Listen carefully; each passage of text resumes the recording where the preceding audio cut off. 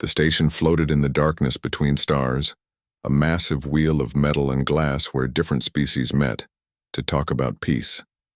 Inside the main hall, dozens of human diplomats stood in their formal uniforms, waiting. They had been waiting for 3 hours now, and everyone was getting nervous. Lee Hyun stood near the viewing window, watching the empty space outside. He was tall and handsome, with dark hair and calm eyes that made people trust him. Other diplomats often said he was the best they had. He had solved conflicts that others thought were impossible. Today, he simply watched and waited. "They're late," Park Ji-won said, walking up beside him. She was his closest friend among the diplomats, smart and honest. "Do you think they'll actually come?" "They'll come," Hyun said quietly. The Valrine keep their promises. The humans and Valrine had been enemies for almost 30 years. Not open war, but cold silence and distrust. Both sides had lost people. Both sides blamed the other. Now, finally, there was a chance for peace. The Valrine had agreed to send an ambassador to begin talks. Everything depended on the next few hours. Choi Min-ho, the head of the human delegation, stood at the front of the hall. He was older, with gray hair and tired eyes. He checked his watch again and frowned. Behind him, other diplomats whispered to each other. Some looked worried, some looked angry. A light began flashing near the docking bay. Everyone stopped talking. The Valrine ship had arrived. Hyun felt his heart beat faster. This was the moment. Everything would change now, one way or another. The massive doors of the docking bay slowly opened. Air hissed as the pressure equalized. Then through the doorway, the Valrine delegation walked in. There were 5 of them, tall and elegant. Their skin was pale blue, almost silver in the station's lights. They wore long robes that seemed to shimmer when they moved. But everyone's eyes went immediately to the one in front. She was female. That much was clear from her smaller frame and the markings on her robes. But her face made several humans gasp. The left side of her face was covered in terrible scars, deep marks that twisted the skin from her forehead down to her jaw. The scarring was so severe that her left eye was partially closed, and her mouth pulled slightly to one side. Hyun heard the whispers start immediately behind him. "Oh my God, look at her face. That's their ambassador they sent her? Is that some kind of insult?" The Valrine woman heard them too. Hyun saw her shoulders stiffen slightly, but she kept walking forward with dignity. She stopped in front of Choi Min-ho and bowed her head in the human style of greeting. "I am Kira," she said in perfect English, though her voice had a musical quality that human voices lacked. "I come as the voice of my people, seeking peace between our worlds." Choi Min-ho recovered from his shock quickly. He bowed back. "Welcome to Coalition Station. We are honored by your presence." But even as he said the polite words, Hyun could see the discomfort in his eyes. The next hour was painful to watch. The Valrine delegation was shown to their quarters. Rooms had been prepared, food arranged, schedules made, but every human who dealt with them stared at Kira's face. Some tried to hide it, some didn't bother. Kira noticed everything, though she never said a word about it. That evening there was a meeting for all the human diplomats. Choi Min-ho stood at the front of the conference room looking troubled. "We need to assign a liaison," he said. "Someone to work directly with Ambassador Kira on the preliminary talks. This person will spend several hours each day with her, going over proposals and building rapport." He paused. "I need a volunteer." The room went silent. 20 diplomats and not one person raised their hand. They looked at the floor, at their tablets, at anything except Choi Min-ho's face. "Come on," Min-ho said, frustration creeping into his voice. "This is the most important negotiation of our generation. Someone has to do it. Maybe Park Ji-won could do it," someone suggested. "She's good with difficult situations." Ji-won shook her head firmly. "I have to work on the trade agreements. That's already assigned." "What about An Suji? She's new. She needs the experience." "I don't think I'm senior enough for this," Suji said quickly, looking relieved to have an excuse. More excuses came. Everyone had a reason why they couldn't do it. Hyun watched them all and felt something cold settle in his chest. He knew what they were really saying. They didn't want to work with Kira because of how she looked. They were afraid of her scars, uncomfortable with her appearance. These were trained diplomats, people who were supposed to represent humanity's best qualities, and they were acting like children. Fine, Minho said, his voice hard now. I'll just assign someone. This is not optional. I'll do it, Hyun said. Everyone turned to look at him. He had spoken quietly, but in the silence his voice carried clearly. What? Minho said. Hyun stood up. I'll be her liaison. I volunteer. Hyun, you don't have to, Ji-won said softly. You're too important to waste on... She stopped, but they all knew what she meant to say. I want to, Hyun said simply. Unless there's a problem. Minho stared at him for a long moment. Hyun was their best diplomat, the one who never failed. If anyone could make this work, it was him.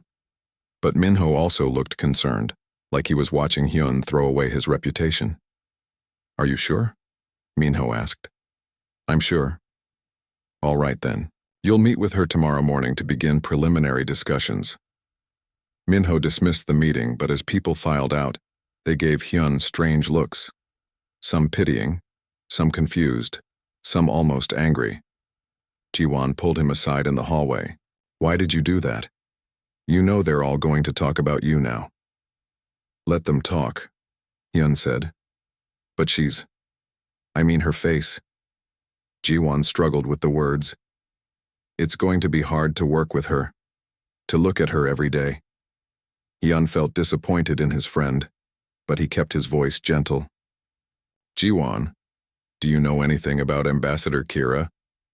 Just what everyone knows. She's high-ranking in their government. Go home and search for Valrine Rescue, Human Colony 2242. Read what you find, then tell me if you still think her face is the problem. Ji-won looked confused, but she nodded and left. Hyun walked back to his quarters alone. Once inside, he sat at his desk and pulled up his personal files. There, saved in a folder he looked at often, were dozens of articles about the fire at Colony 7. 5 years ago, a plasma reactor had exploded at a human mining colony. 300 people had been trapped in the burning buildings. A Valrine science team had been nearby. They had called for help, but help was hours away.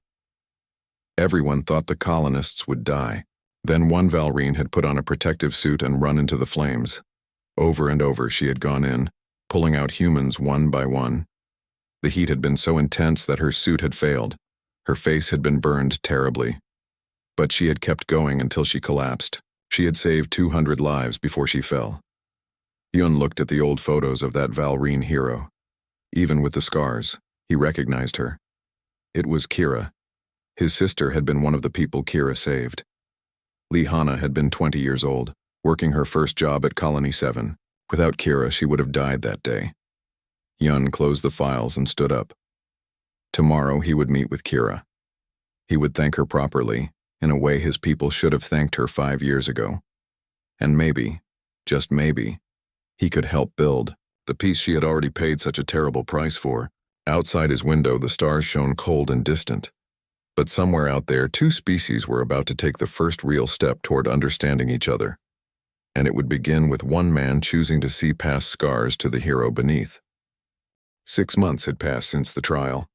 The peace accords were being finalized on Earth, in a grand ceremony that would unite the two species officially. Hyun stood in his apartment in Geneva, getting ready for the event, and felt nothing but emptiness. He had become a hero to many humans. His speech at the trial had been played millions of times. He received awards and recognition, but none of it mattered. Kira had returned to her homeworld 3 months ago, and he hadn't seen her since. He missed her every single day. There was a knock at his door. When he opened it, he found his sister Hana standing there with a serious expression. "We need to talk," she said, walking past him into the apartment. "You look terrible." "Good morning to you too," Hyun said, closing the door. "Shouldn't you be getting ready for the ceremony?" "I am ready. You're the one who looks like he hasn't slept in weeks." Hana sat down on his couch and looked at him with concern. "This is about Kira, isn't it?" Hyun sighed and sat down across from her, I don't want to talk about it. Too bad. I'm your sister and I've watched you mope around for months. You have feelings for her. It doesn't matter. She's gone back to her world. She has her life and I have mine. Except you don't have a life, Hana said bluntly. You work all the time. You don't see friends. You barely eat. This isn't living, brother. What do you want me to do? She's on another planet. We're different species. Even if I told her how I feel, what kind of future could we have? Hana pulled out her tablet and showed him something. Did you know that both governments are creating a joint colony? A world where humans and Valrine will live and work together. They need administrators from both species to run it. Hyun looked at the announcement. I heard about it. Why are you showing me this? Because you've been offered the position as human co-administrator. I saw the message. You haven't even opened it. Hyun had been avoiding that message for 2 weeks. It doesn't matter. I can't take it. Why not? Because Kira would probably be the Valrine co-administrator, and I can't work with her every day knowing I can't have more than a professional relationship. It would be torture. Hana leaned forward. What if I told you she already turned down the position? Hyun felt his heart stop. What? I did some research. The Valrine offered Kira the position first. She said no. Want to know why? Hana pulled up another document. She sent a private message to the Valrine Council. It leaked to some human contacts I have. She said she couldn't take the position because she couldn't work closely with someone she had feelings for, knowing nothing could come of it. Hyun stared at his sister. She has feelings for me? Are you really this dense? Brother, she's been in love with you for months. Everyone could see it except you. But we're different species. How could that ever work? Have you asked her? Have you even tried? Hana stood up. You saved 200 people because I was one of them. She saved me first. And now you're both miserable because you're too scared to admit you care about each other. I'm tired of watching you both suffer. After Hana left, Hyun sat alone thinking, could it really be possible? Could they have something more than just a working relationship? The questions filled his mind, giving him hope he hadn't felt in months. He made a decision. It was crazy, maybe impossible, but he had to try. The next day, instead of going to the ceremony on Earth, Hyun boarded a ship headed for the Valrine homeworld. He had never been there. No human had visited in decades. But he had gotten emergency approval from both governments and he was going. The trip took 3 days. Hyun spent them learning everything he could about Valrine culture, especially their customs around relationships and bonding. What he learned was both encouraging and challenging. The Valrine had a bonding ceremony where partners marked themselves with permanent tattoos matching their loved one's most significant marks. It was a way of saying, I choose you, I honor your story, I will carry it with me always. When his ship landed on the Valrine world, Hyun was met by an official escort. The Valrine were curious but polite. They took him to the capital city, a beautiful place of silver towers and flowing water. Ambassador Kira is at the Memorial Gardens. His escort told him. She goes there often. Hyun found the gardens at sunset. They were peaceful, full of strange plants that glowed softly in the fading light. He saw Kira standing by a fountain, looking at the names carved into the stone. He recognized them as names from Colony 7, the people who had died in the fire. Kira, he said softly. She turned, and her eyes went wide with shock. Hyun, what are you doing here? I came to see you. He walked closer. I came to ask you something. You should be on Earth, the ceremony. I don't care about the ceremony. I care about you. Hyun took a deep breath. I heard you turned down the co-administrator position for the joint colony. Kira looked away. Who told you that? My sister. She's very nosy. He smiled slightly. She also told me why you turned it down. I don't know what you mean. Kira, look at me, please. She turned back and he could see the emotion in her eyes. Pain, hope, fear, all mixed together. You turned it down because you have feelings for me, Hyun said gently. Because you didn't think you could work with me every day without it being too painful. So what if I did? Kira said, her voice breaking slightly. What difference does it make? We're different species. The biology alone makes a relationship nearly impossible. And even if we could find a way, what about our careers, our responsibilities? People would judge us. They would say I'm using you, or you're using me. It's better this way. Better that we stay apart. I don't think it's better, Hyun said. I think it's the worst possible choice. Because I love you, Kira. I've loved you for months, and I can't keep pretending I don't. Kira stared at him. Tears started running down her face, following the paths of her scars. You can't love me. I'm not even human. I love you because of who you are, because you're brave and kind and fair, because you sacrifice yourself for others, because when I look at you, I see everything beautiful in the universe. He stepped closer. I've spent 6 months researching Valrine biology and culture. I know the challenges we'd face. I know it won't be easy. But I also know I don't want to live without you.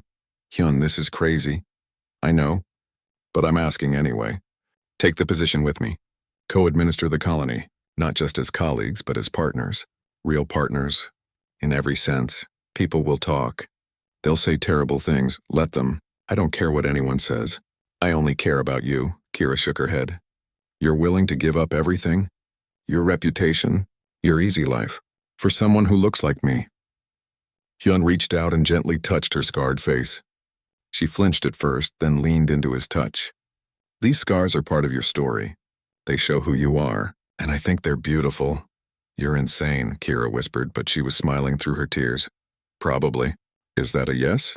Instead of answering with words, Kira kissed him. It was gentle and sweet and perfect. When they pulled apart, she was crying harder than before. Yes, she said. Yes, I'll take the position with you. I'll be your partner. In every sense, Hyun smiled wider than he had in months. I learned about your bonding ceremony. The tattoos that match your partner's marks. Kira looked surprised. You researched that? I want to do it. I want to mark my face to match your scars. I want everyone to know I chose you. That I honor your story. That I carry it with me. That's permanent. Hyun, you'll have those marks for life. Good. Because I plan to be with you for life. They held each other as the sun set over the Valrine world, making plans for their future. It wouldn't be easy. There would be challenges, biological complications, political opposition, but they would face it together. 5 years later, Hyun stood on the observation deck of New Hope Colony, watching the sunrise. The colony was thriving under his and Kira's leadership. Humans and Valrine lived and worked together in peace. Children played in the streets, some human, some Valrine, some a beautiful mix of both species, born through advanced medical techniques that both governments had developed together. Hyun's face bore permanent tattoos now, matching Kira's scars. They curved across his cheek and forehead, marking him as her chosen partner. Some humans had criticized the choice at first, but most came to see it as a powerful symbol. The most celebrated human diplomat had marked himself permanently to honor a Valrine hero. It represented everything the new peace stood for. Kira came to stand beside him, sliding her hand into his. She was pregnant. Something that should have been biologically impossible, but that human and Valrine scientists had made possible through incredible collaboration. What are you thinking about? She asked. I'm thinking about the day we met. How everyone rejected you because of your scars. How I almost didn't volunteer to work with you because I was nervous. But you did volunteer. Best decision I ever made. He kissed her forehead, right on one of the scars that matched his tattoo. You changed my life, Kira. You changed everything. We changed everything together, she corrected. She looked out at the colony, at the people of two species living in harmony. Do you remember what you said to me that day on the observation deck of the station? When I asked if we could really have peace? I said yes. Because of people like you who are willing to sacrifice for it.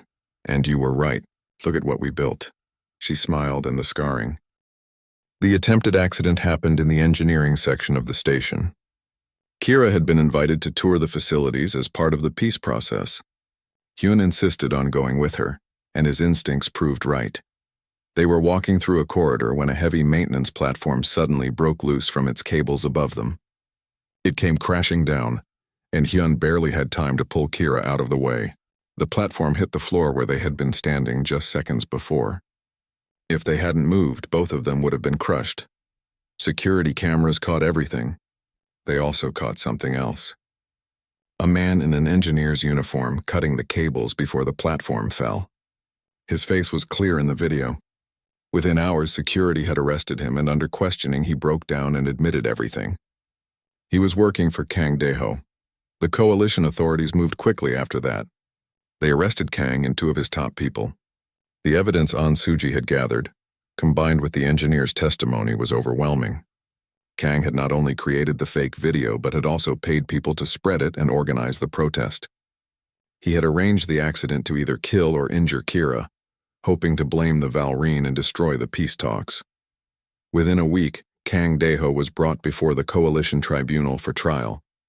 The hearing was broadcast across human and Valrine space. Everyone would see justice being done. Hyun sat in the hearing room watching as the evidence was presented. Kang looked angry but said nothing. His lawyers tried to argue that he was only protecting human interests, but the judges weren't impressed. Attempted murder and conspiracy were serious crimes, no matter the motivation. Then it was Kira's turn to testify. She walked to the witness stand slowly, and Hyun could see how nervous she was. The hearing room was packed with people, all of them watching her. The lead judge, an older human woman named Magistrate Song, spoke gently to Kira. "Ambassador, we need to hear your account of the incident at Colony 7, the fire where you received your injuries. It's relevant to this case because Director Kang's defense claims the Valrine cannot be trusted. We need the full truth." Kira nodded. She sat down and folded her hands in her lap. For a moment she said nothing, gathering her thoughts. Then she began to speak. 5 years ago, my science team was near a human colony. We were there to study rock formations. We had no contact with the humans. Our governments didn't speak to each other in those days. Her voice was soft but clear. Then we detected an explosion at the colony. A plasma reactor had failed. The energy readings were catastrophic. She paused, and Hyun saw her hands tighten. My team wanted to call for help and wait. They were right to think that. We had no rescue training. We weren't equipped for that kind of emergency. But I looked at my screens and saw the thermal signatures. I knew what they meant. Buildings were burning. People were trapped inside. "What did you do?" Magistrate Song asked. "I took one of our protective suits and went down to the surface without permission. My betrothed Valen tried to stop me. He said I would die if I went into those fires. I told him someone had to try." The hearing room was completely silent now. Everyone was listening. The heat was beyond anything I had imagined. My suit's sensors were screaming warnings. But when I entered the first building, I found people. Humans. They were scared and hurt. Some were unconscious. I started carrying them out one by one, 2 by 2 when I could manage it. Kira touched her scarred face without seeming to realize it. After my 4th trip inside, my suit began to fail. The cooling systems couldn't handle the heat anymore. I felt the burns starting on my face, my hands. But there were so many people still inside. I could hear them calling for help. So I kept going. "How many trips did you make?" the judge asked. "I don't remember exactly. Maybe 15. Maybe 20. Time became strange. I just knew I had to keep moving, keep finding people, keep getting them out." "When did you stop?" Kira's voice became very quiet. "When Valen came for me. He had followed me down. He was pulling people out too, trying to help. But the building we were in started to collapse. Valen pushed me toward the exit and went back for one more person. I tried to follow him, but the roof came down. He died in there, along with several humans we couldn't reach in time." There were tears on her face now, running down the scarred tissue. "I woke up weeks later in a medical facility. My face was ruined. Valen was dead, and I learned that 100 people had died in the fire despite everything we did. 100 souls we couldn't save. But you saved 200, Magistrate Song said gently. "The ones who died are all I can think about," Kira said. "Every day I see their faces in my dreams." "The ones we left behind," Hyun stood up. "May I say something, Magistrate?" Song nodded. "You may address the court, Ambassador Lee." Hyun walked to stand beside Kira. "My sister was one of the people Kira saved. She was 20 years old, trapped in a burning medical center. She has told me about the silver figure that came through the smoke and carried her to safety. She says the Valrine woman came back again and again even though she was clearly injured. My sister is alive today because of Kira's courage." He turned to face the room, addressing everyone watching. "Ambassador Kira did something incredible 5 years ago. She risked her life for strangers. For humans she had never met from a species her people were in conflict with. She gave up everything. Her face, her future, the person she loved. She did this expecting nothing in return." Hyun's voice grew stronger. "And how did we repay her? When she came here seeking peace, we rejected her. We stared at her scars and saw a monster instead of a hero. We made fake videos about her. We protested against her. Someone even tried to kill her. Is this who we are? Is this how humanity treats its saviors? The hearing room erupted in noise. Some people were crying. Others were shouting support for Kira. The magistrates had to call for order. After the room quieted, Magistrate Song looked at Kang Deho. Director Kang, do you have anything to say in your defense after hearing this testimony? Kang stood up, his face red with anger. That alien is manipulating you all with sad stories. The Valrine are dangerous. We can't trust them no matter what some burned alien claims happened years ago. That burned alien saved 200 human lives, Song said coldly. She sacrificed everything for our people. And you tried to kill her to preserve your profits. This court finds you guilty of conspiracy, attempted murder, and fraud. You are sentenced to 20 years in a coalition prison. Guards took Kang away as he shouted protests. The hearing ended shortly after. As people filed out, many of them approached Kira to thank her or apologize. She accepted their words with quiet dignity, but Hyun could see how exhausted she was. That evening, Hyun found Kira on the observation deck, staring out at the stars. He came to stand beside her quietly. Are you all right? He asked. I don't know, Kira said honestly. For 5 years I've lived with people's fear and disgust. Today suddenly they see me differently. I don't know which is real. Both are real, Hyun said. People fear what they don't understand. But when they learn the truth, they can change. That's one of humanity's best qualities. We can learn. We can grow. Can we really have peace? Kira asked. After everything? Yes, Hyun said firmly.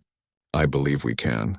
Because of people like you who are willing to sacrifice for it, and because of people on both sides who are willing to try. Kira turned to look at him. I need to tell you something. My people sent me here as a test. They wanted to see if humans could see past my appearance to who I really am. If humans had rejected me completely, my government was going to end the peace talks. They would have said humans were too shallow, too prejudiced to work with. Hyun felt his breath catch. But I volunteered to work with you. Yes, Kira said softly. One human out of many chose to see me as a person. One human learned who I was and treated me with respect. That was enough. You saved the peace talks before they even really began. You gave my people hope that cooperation was possible. I didn't do it to pass a test, Hyun said. I did it because it was right. Because you deserved respect, I know, Kira said. That's why it mattered. They stood together in comfortable silence, watching the stars. And Hyun realized something that had been growing in his heart for weeks. He had feelings for Kira, real, deep feelings that went beyond professional respect or admiration. He cared about her in a way that scared him, because she would have to leave soon. The peace talks would end and she would return to her world. And he would lose her, but he said nothing. The moment was too perfect to risk with words. The peace talks were going well. Too well, some people thought. In a dark office on the other side of the station, Director Kang Deho watched video feeds of Hyun and Kira working together, and he was not happy. Kang was a military man who had made his career during the Cold War with the Valrine. He supplied weapons, managed security contracts, and advised governments on defense. Peace would cost him billions. More importantly, it would cost him power. This needs to stop, he told the 3 men sitting across from his desk. They were his people, loyal and willing to do whatever he asked. That alien and the pretty diplomat are making too much progress. What do you want us to do? One of them asked. Kang smiled coldly. We need to remind everyone why we don't trust the Valrine. We need to show them that these aliens are dangerous no matter how much Hyun wants to pretend otherwise. 2 days later, something changed on the station. A video started spreading through the human networks. It showed Kira in what looked like a private moment. Her face twisted in anger, her hands raised in a threatening gesture. The audio was distorted, but she seemed to be shouting something aggressive in her own language. The video went viral in hours. Suddenly, all the good feelings toward Kira disappeared. People who had started to accept her now looked at her with fear again. The comments on the video were cruel, see? This is what they're really like. She was just pretending to be peaceful. Hyun was fooled. We can't trust any of them. Hyun saw the video in his morning briefing and knew immediately something was wrong. He had been working with Kira for 3 weeks now. He had never seen her angry like that. He studied the video carefully and noticed small things. The lighting was wrong. The angle was strange. Parts of the audio didn't match her mouth movements. This is fake, he told Choi Minho. Someone edited this. Maybe, Minho said, looking worried. But people believe it. We've received hundreds of complaints already. Some delegates are demanding we stop the peace talks. We can't stop now. We're so close to an agreement. I know. But Hyun, you need to be careful. People are starting to blame you for trusting her too much. That afternoon, Hyun went to meet Kira as usual. When he arrived at the meeting room, he found her sitting alone in the dark. She didn't look up when he came in. Kira? I've seen the video, she said quietly. Everyone has seen it. It's fake. I'm sure of it. It doesn't matter if it's fake. People believe it. They want to believe it. She finally looked at him and her eyes were full of pain. Maybe I should leave. Go back to my world. This peace isn't going to happen. No, Hyun said firmly. He sat down beside her. We're not giving up. Someone is trying to sabotage this and we're going to find out who. Why do you still believe in this? In me? Because I know you. Because the peace is too important. And because giving up now would mean letting the people who made that video win. Kira was quiet for a moment. Then she nodded slowly. What do? We prove the video is fake. And we find out who made it. They worked together analyzing the video frame by frame. Hyun brought in Park Ji-won, who was good with technology. Ji-won confirmed what Hyun suspected. The video had been heavily edited. The audio was completely fake, pulled from different sources and mixed together. But who would do this? Ji-won asked. Someone who doesn't want peace, Hyun said. They were still investigating when things got worse. 3 days after the first video, Kira was walking through the station's main commons area when a crowd of humans surrounded her. They were protesters, angry and loud, shouting insults and accusations. Go home, alien. We don't want you here. Your kind killed our people. Kira stood frozen, surrounded by hostile faces. She tried to stay calm, but there were so many of them and they were so angry. Security was supposed to be nearby, but they were taking their time responding. Then Hyun was there, pushing through the crowd. He moved to stand in front of Kira, his body between her and the protesters. That's enough, he said loudly. Get out of the way, Hyun, someone shouted. Stop protecting that monster. This monster saved 200 human lives 5 years ago, Hyun said, his voice carrying clearly. How many of you can say you've done the same? How many of you have risked everything for strangers? We saw the video. The video is fake. It's been edited and manipulated by someone who wants to stop the peace talks. Hyun looked around at all the faces. I've worked with Ambassador Kira every day for weeks. She's honest, fair, and dedicated to peace. She's everything we should want in a negotiating partner, and all you see are her scars. Those scars make her look dangerous, someone said, but with less confidence now.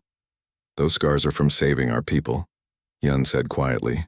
She got them running into a burning building over and over to pull out humans. She lost someone she loved in that fire. She gave up her face, her future, everything for us, and we repay her with this? He gestured at the angry crowd. Is this who we are as a species? The protesters were quieter now, some looking ashamed. Security finally arrived and started moving people away. But Hyun's words had been recorded on dozens of personal devices. Within hours, his speech was spreading across the networks just like the fake video had. Back in Kang Dae-ho's office, the director watched the new video with growing anger. That idiot is ruining everything, he muttered. What do we do now? One of his men asked.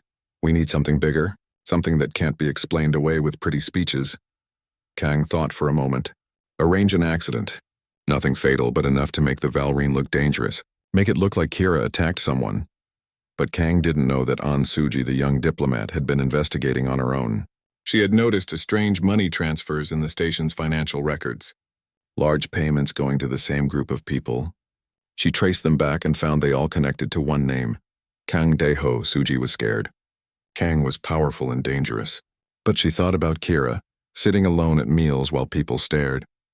She thought about Hyun, risking his reputation to do what was right. And she made a choice. She copied all the evidence and brought it to Hyun late that night. I think I know who's behind the fake video, she said, showing him the files. Hyun looked through the evidence, his expression growing darker. Kang Dae-ho, I should have known. He's made a fortune from the conflict. There's more, Suji said. I've been monitoring communications. His people are planning something else. Something called an accident that will make Kira look dangerous. When? I don't know. But soon. Hyun immediately contacted station security, but he didn't know who to trust. Some security officers might be working for Kang. He needed help from someone outside the normal chain of command. He went to Choi Minho's quarters and woke him up. "We have a problem," Hyun said and explained everything. Minho listened, his face grave. "If Kang is involved, this is bigger than just sabotaging peace talks. This is conspiracy and attempted fraud. We need to handle this carefully. We need to protect Kira first," Hyun said. "If they're planning an accident, she's in danger." "I'll assign guards I trust to watch her," Minho said. "And I'll contact the coalition authorities. If we have evidence of conspiracy, they'll investigate." That night, Hyun couldn't sleep. He kept thinking about Kira alone in her quarters, not knowing that someone was plotting against her. He thought about how brave she had been, standing in that crowd of angry humans while they shouted at her. She hadn't run. She hadn't fought back. She had simply stood there with dignity, accepting their hate. He realized something then, something that had been growing in his heart for weeks. He cared about Kira, not just as a colleague or a diplomatic partner. He cared about her as a person. He admired her strength. He appreciated her fairness. He even found himself thinking her scarred face was beautiful in its own way, because it told a story of incredible courage. But he couldn't think about that now. Right now, he needed to keep her safe and stop the people trying to destroy the peace they had worked so hard to build.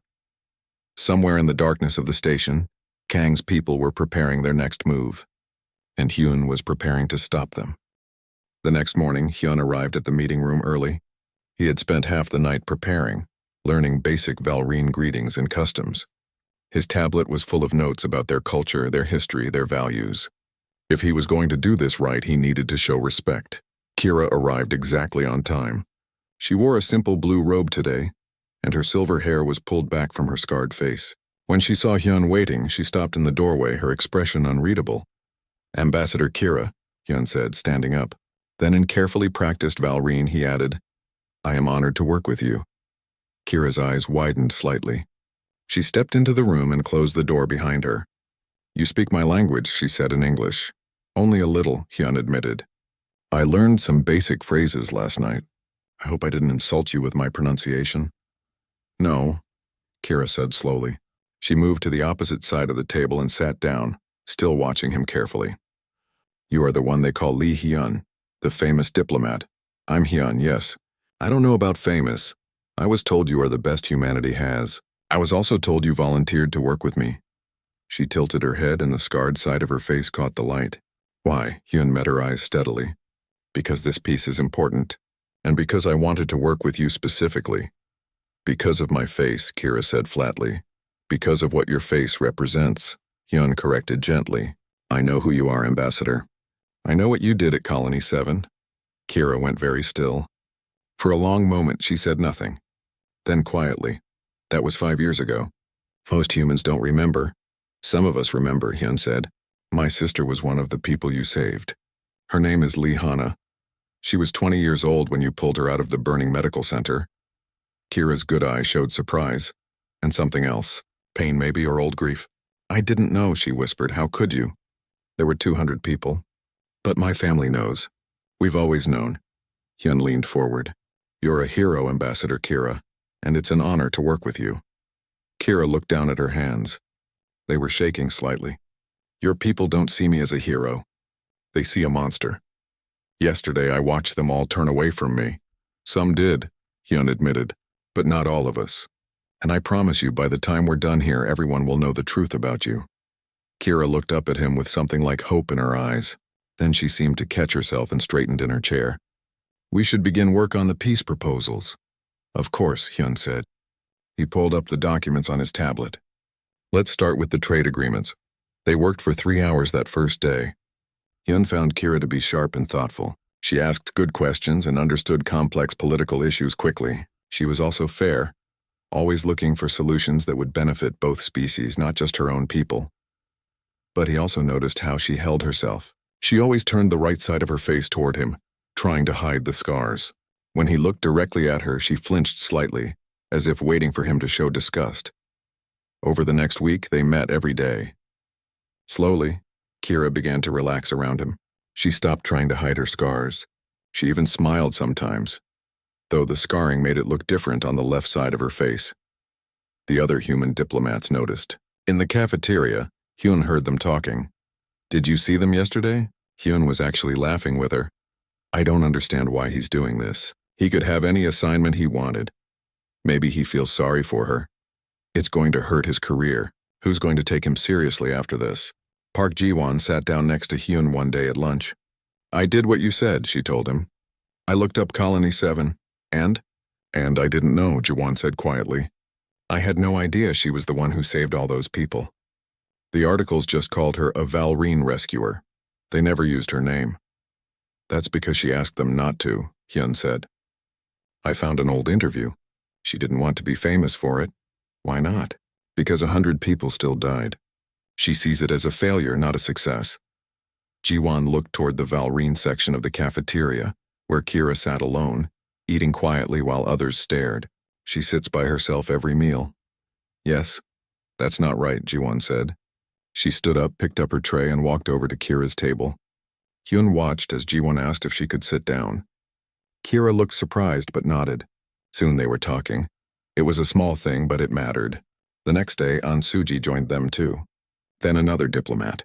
Slowly, people started to see past the scars. But not everyone was happy about this change. One evening, Hyun was leaving his quarters when he heard angry voices. He followed the sound to a side corridor and found 3 human security officers surrounding Kira. She stood with her back against the wall, her face calm but her hands clenched into fists. You shouldn't be in this section, one officer was saying. This is for humans only. I have clearance for all public areas, Kira said quietly. Yeah? Well, maybe you should stay in your own section. People don't like looking at you. Hyun stepped forward. Is there a problem here? The officers turned. When they saw Hyun, they looked uncomfortable. No problem, sir. Just checking credentials. Ambassador Kira has full access to the station, Hyun said coldly. If I hear about anyone harassing her again, I'll report it directly to Choi Minho, is that clear?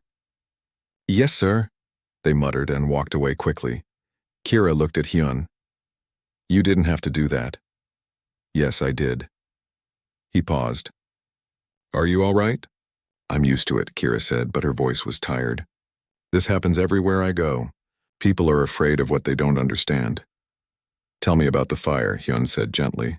Please, I've read the reports, but I want to hear it from you. Kira was quiet for a long moment. Then she started walking and Hyun walked beside her. They went to the observation deck where they could see the stars through the massive windows. I was leading a science team, Kira began. We were studying minerals near your colony. When the explosion happened, we saw it from orbit. My team wanted to wait for professional rescue. It was logical. We weren't trained for that kind of emergency. But you didn't wait, Hyun said. I couldn't. I looked at those burning buildings and I knew people were dying. Children. Families. They needed help immediately. She touched her scarred face without thinking. I went down alone. My team thought I was crazy. Maybe I was. What happened? The heat was beyond anything I'd imagined. My protective suit started failing after the 4th trip inside. But I could hear them screaming, the humans trapped in there. So I kept going. I remember pulling out a young woman from the medical center. She was crying, calling for her mother. I got her to safety and then went back for more. My sister, Hyun said softly. That was Hana. Kira looked at him in surprise.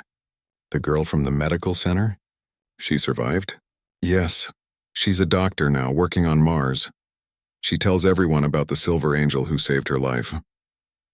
Kira's eyes filled with tears. I never knew what happened to them after. The rescue teams came and took over. I woke up weeks later in a Valrine hospital. My face was ruined and my betrothed had died in the fire trying to help me. He had come down when I didn't return. He died pulling others to safety. Hyun felt his chest tighten. I'm so sorry. In my culture, facial scars like these are traditionally marks of shame. They were given to criminals in ancient times. So now I carry shame wherever I go among my people and yours. Everyone sees the scars. No one sees the people we saved. I see them, Hyun said. Every time I look at you, I see 200 lives. I see courage and sacrifice. I see someone who gave up everything for strangers. Kira turned to face him fully, tears running down both sides of her face, following the paths of the scars. Why are you so kind to me?